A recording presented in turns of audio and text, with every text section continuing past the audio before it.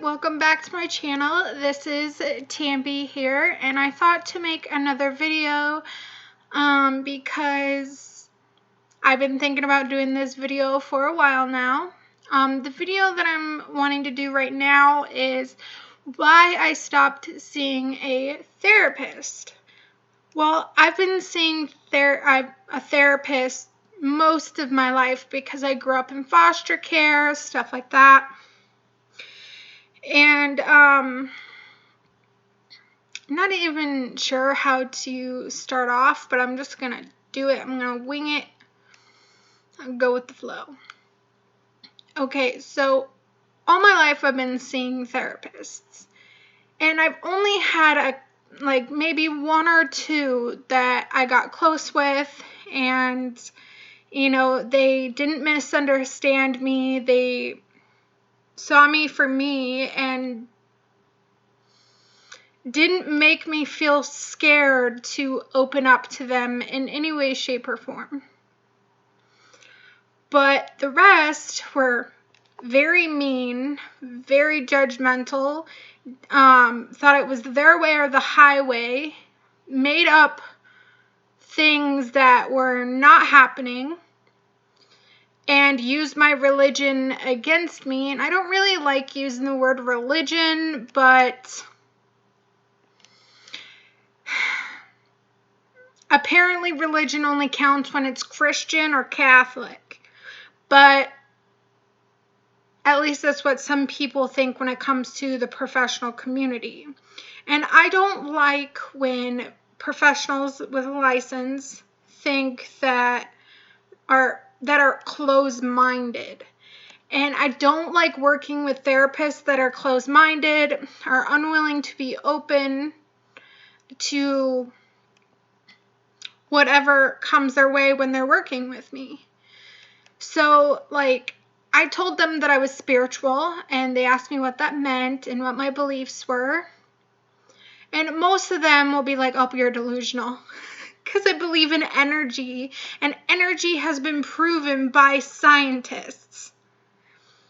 And I believe in, another thing I told them that I believed in was reincarnation.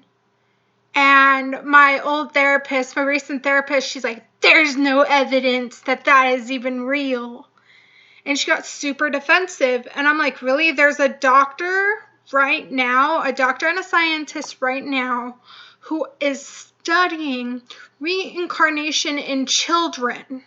How is a 2-year-old child gonna understand what's happening to them around the world? Or there was this 2-year-old kid who had, who in a past life, he was a girl and he died in a fire, and he could tell everybody where his old address was when he was the girl, and, the fire and her age, her name, and everything. And this 2-year-old doesn't really watch TV, there's no way, he had no connection whatsoever to this girl who died. I don't even know how many years ago or how many years from him, but there was no way he could have known any of that. And he was right on the money with everything, including the address where she used to live and where it burnt down and the year it burnt down. And I was explaining this to my therapist, and she was just like, no, that can't, no. And I'm just like, okay, I want to be able to have a therapist that I can open up to about my spirituality without them judging me or trying to diagnose me with crazy stuff. She said I was schizoaffective or schizophrenic or whatever, which one it was. Apparently there's a difference. And she said it's because of my delusions. My delusions of believing in energy work, Reiki, and stuff like that. So, sorry, I got a notification. I'm trying to ignore it. So like, she thought that I was delusional because she didn't believe in the same thing I did. Scientists have proven that Reiki is real. And there are tons of scientists who are working on a lot of the things that I believe in. And she just was not having it. And when I was talking to her about my children, about the cases with my children and stuff, she thought that there was something wrong with my brain because I was not thinking the way she wanted me to. I was not thinking, oh, they're here to help me. Oh, they're here to make sure my kid's safe, because I didn't have that mindset. And I was just like, I'm angry because I didn't do nothing wrong. I lost my children for something I didn't even do. All because I grew up in the foster care system and every one of my case was biased, and the judge I've known since I was 9 years old. All that is a conflict of interest. And I can't get anyone to listen to me, and no lawyer will take the case, a CPS case, especially like mine, because they're afraid.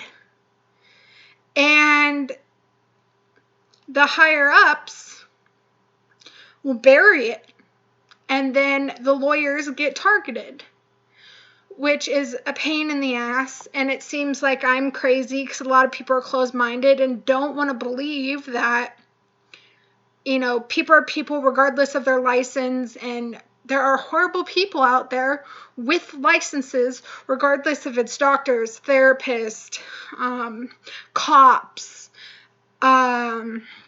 CPS workers. The cops here in Montana, they believe that CPS is above the law and they can do what they want. Like, I was being stalked by CPS when I didn't even have my kid.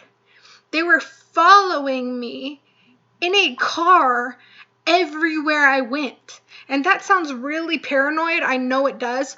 But they knew things that a lot of people didn't know. Like, there was a time where I was in, there was a barbecue. My mom was having a barbecue. And there was a lot of people there, yeah. But there was this car, the same car that was following me everywhere. Drive past really slowly, pause. You couldn't even see in the vehicle because all of the windows were tinted. And we thought that they were like someone coming over to like be part of the barbecue or whatever. My mom is very open-minded. She would have just let anybody come because that's just who she is. She'd give free food, stuff like that. And my son's father, my oldest son's father, was with me. And not very many people knew because when he showed up, there wasn't very many people there. And the next day, I get a call from CPS.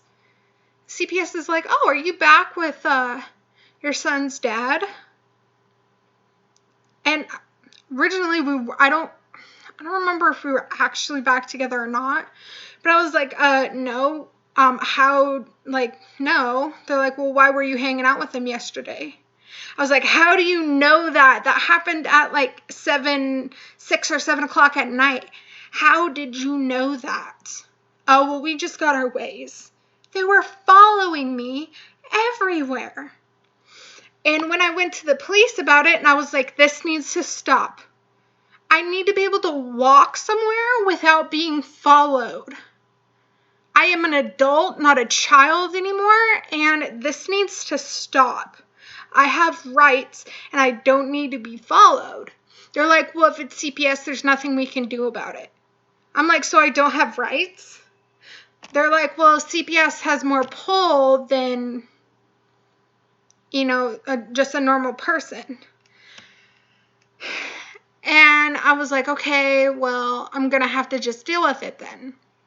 When it comes to my therapists, they don't believe me that this stuff happens. They're like, oh, that can't happen. Or they know that it's happening, but they gaslight me and make me seem like I'm crazy. And my ex came and lived with me and his daughter. And I know people are going to be like, oh my God, like ex needs to stay in the past, whatever. But he was going to be homeless with his 2-year-old daughter. So I was like, okay, you guys can stay with me till you guys get back on your feet. Because that's just who I am. And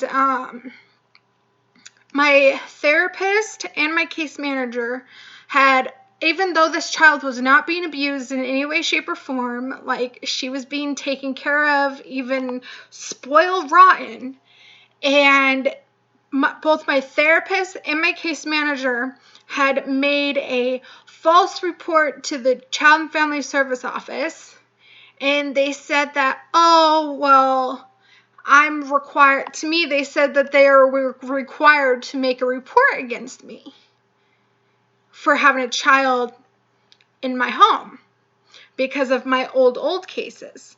Legally, they're not supposed to do that. They're only supposed to report when they see actual abuse and neglect. That child was not being abused and neglected when the first report went out. So there were a lot of therapists and my case managers were doing this stuff because they felt like they had to, because they said it was their job to report that I was even around a child. I was not allowed to have any type of freedom whatsoever. So, not just that, but like when it came to me wanting my kids home, they were like, oh, well, there's something wrong with your head because this is how my therapist explained it. She said, well, there's a study that was done with moms that were in foreign countries, and she was talking about how some of these moms had like a disease or something wrong with their brains, where they wanted their child to be a certain way, act a certain way. It was like I'm not sure how to describe it, but it was more like, oh, my child has to be laughing, smiling all the time for me to be happy, or something like that.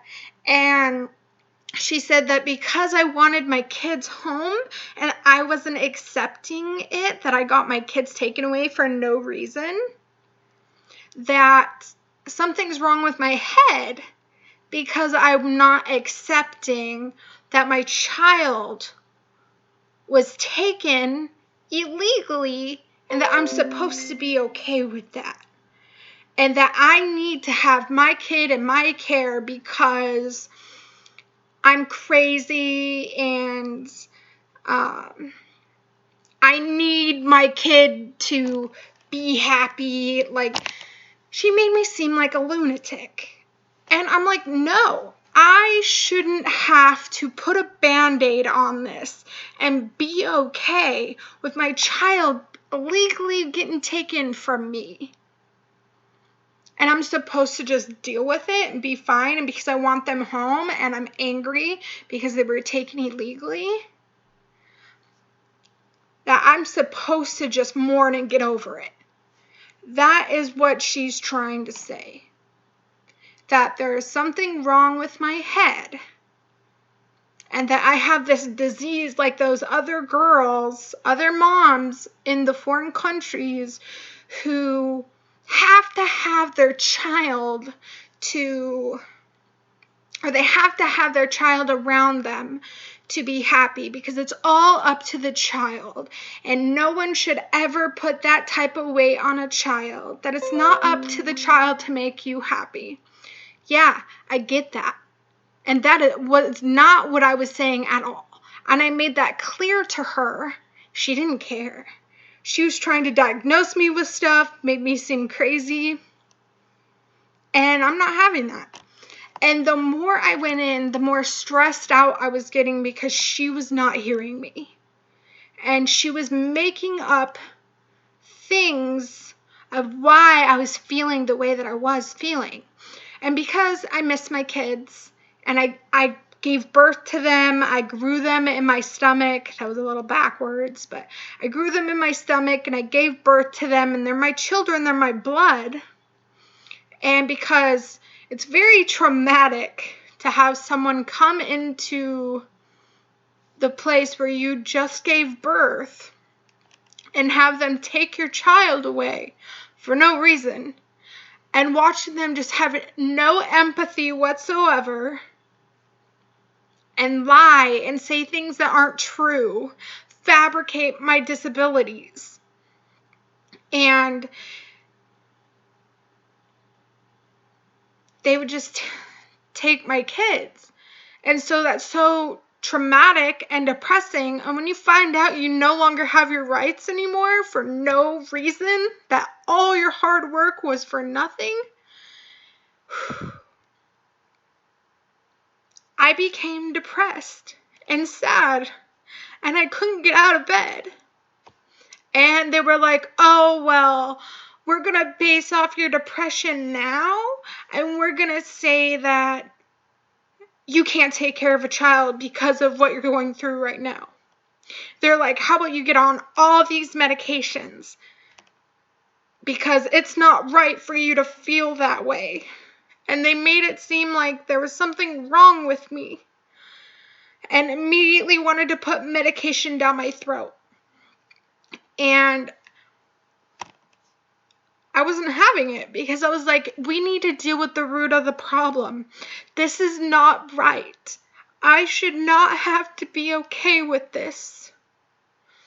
I should not have to accept it and move on.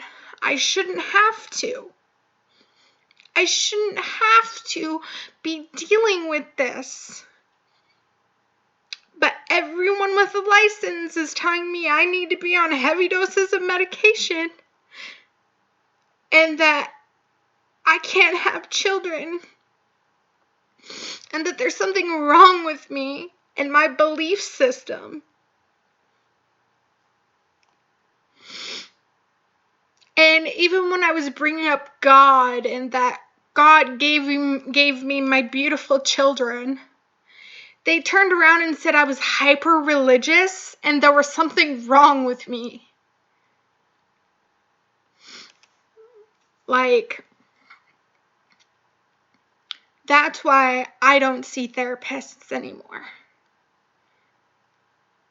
Because instead of helping me, they made things worse. And like, I drink every once in a while, stuff like that. I drink socially. But I used to be really bad because I knew that I was losing my case and there was nothing I could do about it. I didn't drink around my kid. I was never drunk around my kid. But when I wasn't seeing my kid, I would get blackout drunk because it was the only way I could deal with the pain. And I have made peace with that. I've grown into a better person. But because it's what I did in my past, my therapist wanted to bring it up. Obviously, I get that.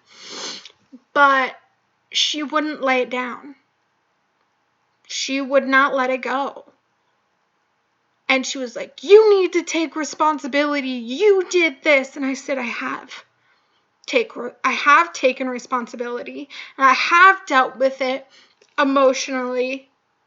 And now I've just let it go. Dwelling on it too much after you've already dealt with it makes things worse. It wasn't like I was just holding on to it and putting it in the back of my mind. That's not what I'm trying to say.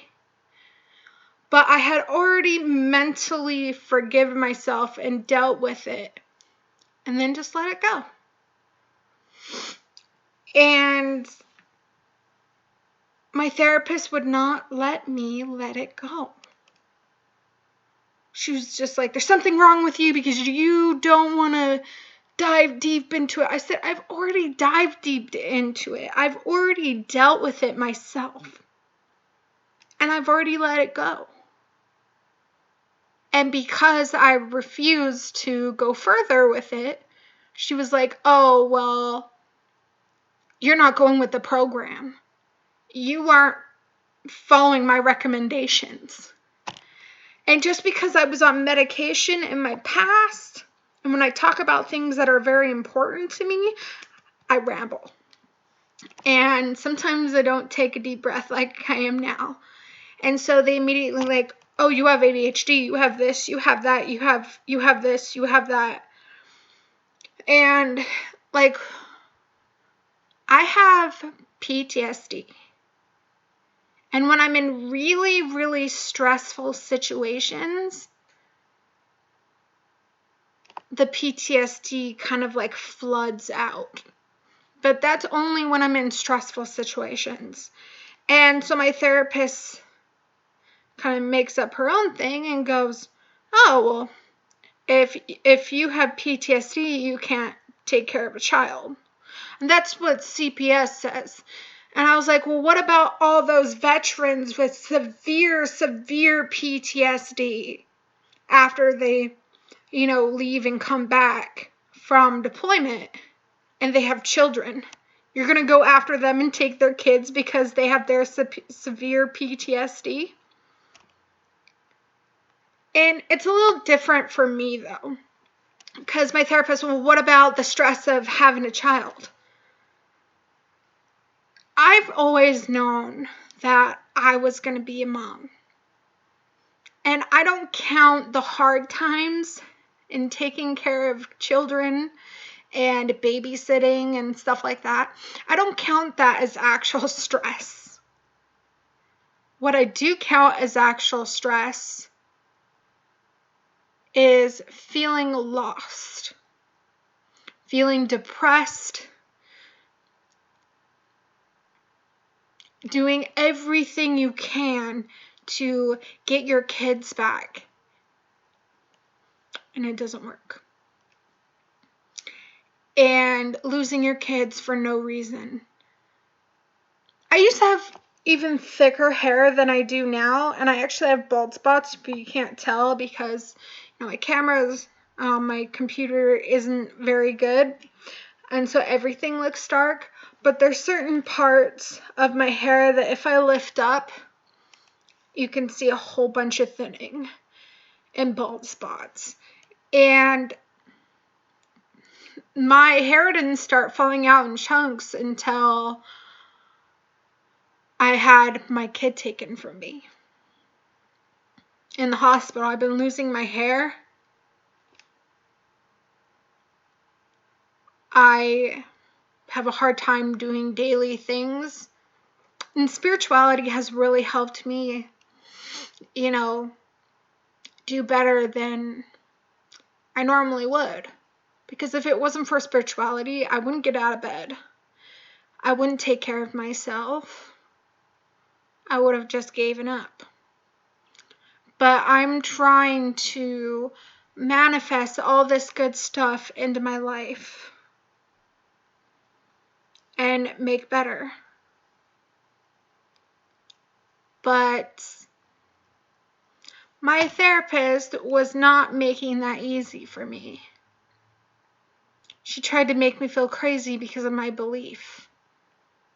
Like, I believe in meditation and yoga and all this other stuff, and she was just saying that I was nuts, but in a different wording, and that I was schizoaffective or whatever because I was delusional. So yeah, the reason why I don't see therapists anymore is because they're very close-minded and they want to kind of, they just keep diagnosing me with things that I do not have. And because they don't believe the same beliefs I do, they think that I'm crazy. But there was one therapist that I really did like, but she's not in my area anymore. And she believed that I was gifted. She believed that I was a psychic medium because of all the stuff. She asked me, she's like, hey, she's like, did it happen to you while you were on the medication? I said, yes. It didn't matter if I was on medication or off medication. I was still having, I was having more of the events of being a psychic medium when I was younger. And that made me look really delusional. Because I was in like group homes and stuff, and that's full of clinical people, and so they just thought I was nuts. But yeah. The therapist that believed I was gifted, she's like, I believe you're gifted because of the fact you were having the stuff happening to you regardless if you were on medication or not. But the medication was just adding certain horrible side effects and outbursts that I didn't have control over, stuff like that. So it wasn't really helping. It was making a lot of the things worse. Not my gifts, but the other stuff. And I'm not that kid anymore. Like, I don't have those issues that I had when I was a kid. But yeah, I thought to come on here and explain why I don't see therapists anymore and why I no longer have a case manager, which is the same reason I don't have a therapist. I know I was all over the place with this, and I had a bit of tears. So I apologize for that. That's probably not what you came for, but it's raw and authentic. So I'm going to keep it in the video. So thank you for watching my video, and I will be back for another video. Bye.